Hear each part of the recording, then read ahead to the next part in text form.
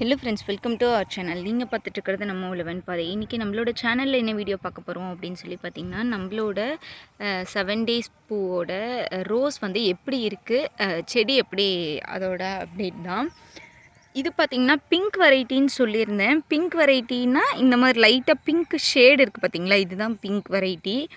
இந்த மேலே இந்த லைட்டாக அந்த பிங்க் இருக்குது பார்த்திங்களா, இந்த மாதிரி மட்டும்தான் பிங்க் வரும்.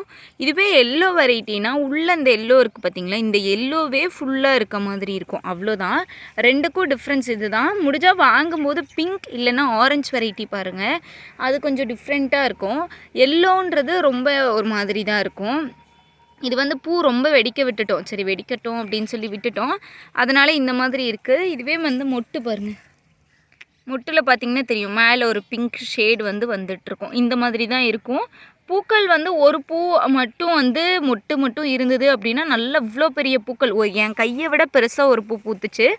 அந்த சைஸ்லாம் பூக்கும். ஆனால் வந்து எப்போவுமே 7 டேஸுன்றது நிறைய பூக்கள் பூக்கிறனால தான் இப்படி. செடி வந்து நல்லா படர்ந்து வந்துக்கிட்டே இருக்கும். அதுக்கு வந்து நீங்கள் மேலே போகணும் அப்படின்னா ஃபஸ்ட்டு சைடில் ஒரு கம்பு வச்சு ஃபஸ்ட்டு கட்டணும். இல்லைன்னா இந்த இது வந்து என்னாகும் அப்படின்னா அப்படியே படர்ந்தே தான் போயிட்டுருக்கும். அப்படிங்கும்போது பெருசாக வந்து மேலே ஏறாது, வளைஞ்சிக்கிட்டே தான் போகும். அதனால தான் நம்ம இப்போ வந்து இந்த மாதிரி கம்பு வச்சு கட்டி மேலே போக வச்சுருக்கோம். இன்னொரு விஷயம் என்னென்னா, நம்மளது படர்ந்து போச்சு அப்படின்னா கோழி வந்து இந்த அரும்பு எல்லாமே கொத்தி சாப்பிட்ருது. அதனால் சரி இப்படி மேலே ஏற்றி விட்டுறலாம் அப்படின்னு ஏற்றி விட்டுருக்கோம். இப்போ பார்த்திங்கன்னா தெரியும், இந்த மாதிரி தான் இருக்குது. இது வந்து இங்கே பாருங்கள், உள்ளே இருந்து ஒரு ஸ்டெம் வந்து வந்துட்டுருக்கு. இது வந்து நான் யோசித்தேன், அந்த 7 இலை வரும் இல்லைங்களா, அந்த ஸ்டெம்மு மொட்டு வைக்காதோ அப்படின்னு கிள்ளி விடலாமான்னு யோசித்தேன். அப்புறம் பார்த்திங்கன்னா இப்போவே மொட்டு வந்துருச்சு. இந்த மாதிரி நல்ல ஸ்டெம் தான். இந்த மாதிரி ரோஸ்லெலாம் கீழேருந்து அடியிலேருந்து வந்துச்சுன்னா இந்த மாதிரி வேகமாக வளர்ந்து வருங்க.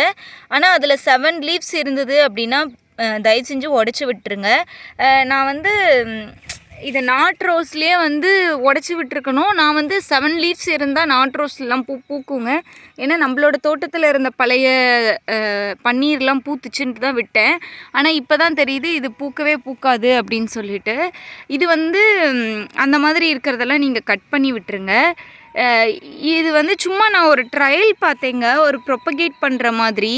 எதுக்கு அப்படின்னா 7 டேஸில் வந்து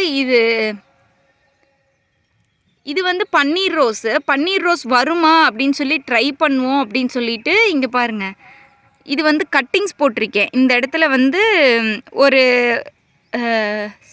பன்னீர் ரோஸோட ஒரு கொழுந்து எடுத்துட்டு அதை வந்து இங்கே வந்து வச்சுட்டு இதை வந்து ப்ரொப்பகேட் பண்ணுறதுக்காக பண்ணியிருக்கேன். அது நான் வரலையோ அப்படின்னு நினச்சேன், ஆனால் பாருங்கள் வந்திருக்கு. ஆனால் நான் வந்து இந்த துளிர் வந்து எதுலேருந்து எடுத்தேன் அப்படின்னா, இந்த வளர்ந்து போகுது பார்த்திங்களா, இதோட ஸ்டெம்மில் இருந்து தான் இந்த துளிர் எடுத்தேன். இது எப்படி வளரும், பூ வைக்குமா வைக்காதான்னு தெரில. ஆனால் தொடர்ந்து வளர்ந்து போய்கிட்டே இதுவும் இருக்குமான்னு தெரில. அப்படி போச்சு அப்படின்னா இதை வந்து கட் பண்ணி விட்டுறணும். சும்மா நான் ட்ரையல் பார்க்க தான் போட்டேன், ஆனால் நல்லா வருது. நான் யோசித்தேன், இந்த வேஸ்ட்டாக ஒரு ஸ்டெம் இருக்குது இல்லைங்களா, இந்த ஸ்டெம்மில் இதை வச்சோன்னாச்சும் நல்லா வரும்ல அப்படின்னு நான் யோசித்தேன். ஆனால் இங்கே டிஃப்ரெண்ட்டாக இங்கே வச்சது வந்து ஆனால் அந்தளவுக்கு வரலை. அது வந்து ரொம்ப பிஞ்சு கொழுந்தாக வைக்கவும் அது வந்து காஞ்சி போச்சு. இங்கே பாருங்கள், இந்த இடத்துல வச்சுருந்தேன், அது வந்து காஞ்சிடுச்சு, அதனால் விழுந்துருச்சு. ஆனால் இதில் வச்சது வந்து நல்லா வந்துட்டுருக்கு. நானுமே இப்போ தான் பார்த்தேன். சரி பார்ப்போம் இது எப்படி வருது, பூ கொடுக்குதா இல்லையான்னு பார்த்துட்டு இதை இல்லைன்னா கிள்ளி விட்டுறலாம். பாருங்கள், நல்லா தளைஞ்சிருக்கு. நான் வச்சது வந்து இது. இப்போ புதுசாக தளிர் விட்டுருக்கிறது இங்கே இருக்குது பாருங்கள், இது வந்து புதுசாக தளிர் விட்டுருக்கு. ஓகே, அடுத்து இந்த பூக்கள் பார்த்திங்கன்னா இது வந்து வச்சு ஒரு 4 மந்த் இருக்குங்க. கிட்டத்தட்ட 50 பூக்களுக்கு மேலே பூத்திருக்கும். நிறைய மொட்டுக்கள் வந்து எங்கள் கோழியே சாப்பிட்ருச்சு, இல்லைன்னா இன்னும் நிறைய பூக்கள் பூத்திருக்கும். உங்களுக்கு இந்த ரோஸ் செடி வைக்கணும் அப்படின்னா தயவு செஞ்சு 7 டேஸ் வாங்கி வைங்க. பன்னீர் ரோஸ் வாங்கி வைக்கலாம். இதெல்லாம் தான் ரெகுலராக பூக்கிற வெரைட்டி. நமக்கு எப்போவுமே பூ வேணும் அப்படின்னா 7 டேஸ் பன்னீர் ரோஸ்லேயே வந்து சில வெரைட்டிஸ் இருக்குது, அது ஹைப்ரிட்லாம் இருக்குது. அந்த மாதிரிலாம் வாங்கி வைக்கிறதுனா கூட வாங்கி வைக்கலாம். ஏன்னா பூ தேவை இருக்குது அப்படின்றவங்க இந்த மாதிரி ட்ரை பண்ணலாம். இல்லை நமக்கு நல்லா கலர்ஃபுல்லாக வேணும் அப்படின்னா இது முடியாது. இது பார்க்க அந்தளவுக்கு கலர்ஃபுல்லாலாம் இருக்காது, ப்ளைனாக ஒயிட்டில் ஒரு மாதிரி டிஃப்ரெண்ட்டாக இருக்கும், அவ்வளோதான். ஆனால் பூக்கள் வந்து நிறைய கொத்து கொத்தாக பூத்துட்டே இருக்கும்.